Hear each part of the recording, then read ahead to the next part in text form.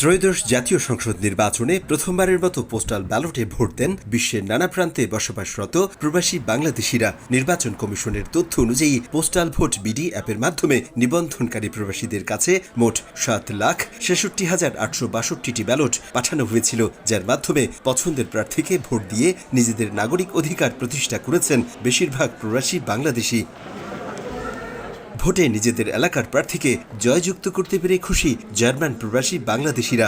নির্বাচিত সরকার দেশের ভঙ্গুর অর্থনীতিকে শুধু মজবুত নয়, টেকসই উন্নয়ন ও আর্থসামাজিক প্রেক্ষাপট বদলে দেবে বলে প্রত্যাশা তাদের। পাশাপাশি রেমিটেন্স যোদ্ধাদের সমস্যার সমাধান করবেন বলেও আশা প্রকাশ করেছেন জার্মান প্রবাসীরা। নতুন সরকার প্রবাসীদের জন্য এবং প্রবাসীদের ফ্যামিলির জন্য সুষ্ঠু সুন্দরভাবে কাজ করবে। নুডলস খান নাই তো নুডলসই খান নাই।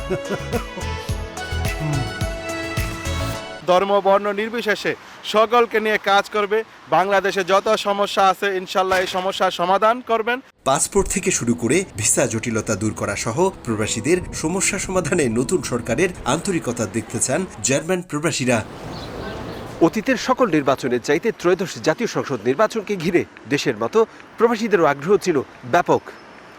নতুন সরকার প্রবাসী বান্ধব হবে এবং একই সাথে সংবিধানের যে 3 মূলনীতি সাম্য, সামাজিক সুবিচার এবং মানবিক মর্যাদা প্রতিষ্ঠা করবে, এমন প্রত্যাশা জার্মানিতে বসবাসরত প্রবাসীদের।